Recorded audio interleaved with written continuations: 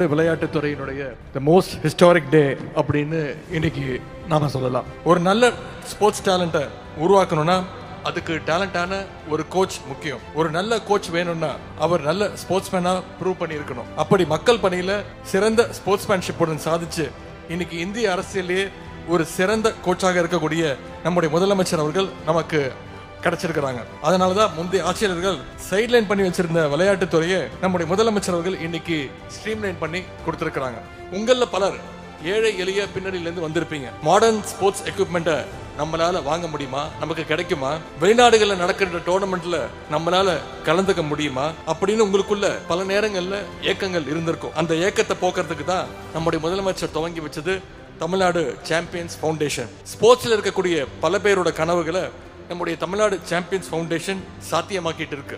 தேசிய மற்றும் சர்வதேச போட்டிகள்ல மெடல் வின் பண்ற வீரர்களுக்கு உடனடியாக முதலமைச்சர் அவர்கள் ஹை கேஷ் இன்சென்டிவ்ஸையும் கொடுக்கிறார். அது மட்டும் இல்ல, கலைஞர் ஸ்போர்ட்ஸ் கிட், முதலமைச்சருடைய மினி ஸ்டேடியம், பாரா ஸ்போர்ட்ஸ் அரேனா, சென்னைக்கு வெளியே பிற நகரங்களையும் சர்வதேச விளையாட்டு போட்டிகள்னு நம்முடைய அரசனுடைய சாதனைகளை அடுக்கிக் கொண்டே போகலாம். ஸ்போர்ட்ஸ்ல தமிழ்நாடு இன்னைக்கு ஒரு ஆல்ரவுண்டராக திகழ்ந்து கொண்டிருக்கிறது.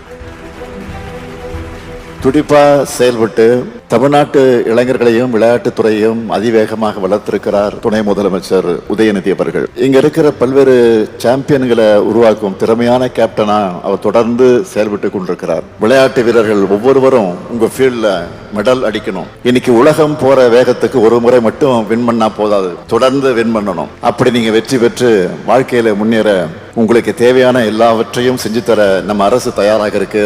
நீங்க எதை நினைச்சும் கவலைப்படாதீங்க. நானும் சரி, உங்களுடைய மினிஸ்டர் உதயநிதியும் சரி, உங்களுக்கு என்ன தேவை என்றாலும் அதை செய்து தருவோம். நம்ம இளைஞர்களுக்கு படிப்பும் விளையாட்டும் ரெண்டு கண்களாக இருக்கணும். பாசிட்டிவா இருங்க, ஃபிட்டா இருங்க. நீங்க ஹெல்த்தியா இருந்தா நம்ம ஸ்டேட்டும் ஹெல்த்தியா இருக்கும். உங்க ஹெல்த் தான் இந்தியாவினுடைய ஹெல்த், உண்மையான ஹெல்த். இன்றைக்கு டீனேஜில் இருக்கிற மாணவர்கள் தான் வருங்கால சமுதாயத்துக்கு மிக மிக முக்கியமானவங்க. உங்களை பாதுகாப்பா வளர்த்தெடுப்பது தான் எங்களுடைய பெரும் பொறுப்பு.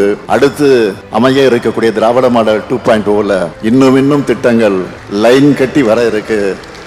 நாங்களும் வென்று வருவோம், நீங்களும் தொடர்ந்து வென்று வாங்க, வெல்வோம் ஒன்றாக.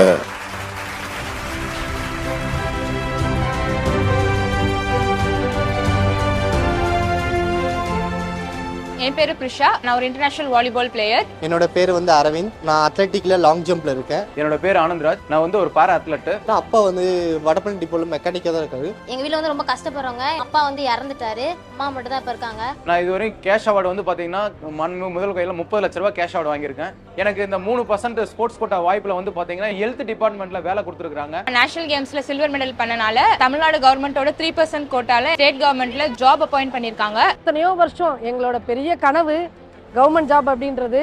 இவ்வளோ நாள் எங்களுக்கு இது ஒரு எட்டா கனியா இருந்தது. இவ்வளோ நீண்ட நாள் கனவு பாரா அத்லெட்டுக்கு வேலை வாய்ப்பு கிடைக்கிறதுலாம். நான் ஒரு டெலிவரி பாயா இருந்தேன். டெலிவரி பாயா நான் விளையாடிட்டு இருந்தேன். இப்போ பாத்தீங்கன்னா ஹெல்த் டிபார்ட்மெண்ட்ல நான் 3% கோட்டால வந்திருக்குது. எனக்கு எங்க வீட்டில் இருக்கிறவங்களும் நாங்களும் ரொம்ப சந்தோஷப்படுறோம், ரொம்ப ஹாப்பியா இருக்கு. எங்களுக்கு சீனியர் இன்டர்ஸ்டேட் நேஷனல் மெடல் பண்ணதுக்கு எனக்கு அப்பாயின்மெண்ட் தந்திருக்காங்க எம்ப்ளாய்மெண்ட் அண்ட் ட்ரைனிங் டிபார்ட்மெண்ட்ல. மினிமம் ஒரு 6 lakhs கிட்ட ஹை கேஷ் இன்சென்டிவ் மட்டுமே வாங்கியிருக்கேன். என்னோட பொண்ணு பிறந்ததுல இருந்து காது வாய் கேட்க பேச இல்லாத மாற்றுத்திறனாளி. அவருடைய அன்புல இன்னைக்கு நான் திகைச்சு போய் நின்றுருக்கேன். என் பிள்ளைக்கு கிடைச்சதுக்கு மாத்திரம் இல்ல, என் பிள்ளை மாதிரி இருக்கிற 20 குழந்தைகளுக்கு டெஃப் பிள்ளைகளுக்கு இன்னைக்கு போஸ்டிங் போட்டிருக்காங்க. இது ஒரு ஹிஸ்டரியிலே ஒரு பெரிய விஷயம். இது இந்தியாவிலே எந்த மாநிலமும் செய்யாத ஒரு செயலை இன்னைக்கு தமிழ்நாடு கவர்மெண்ட் பண்ணிட்டு இருக்காங்க. உதயநிதி அண்ணா தேங்க்யூன்னு சொல்றாங்க.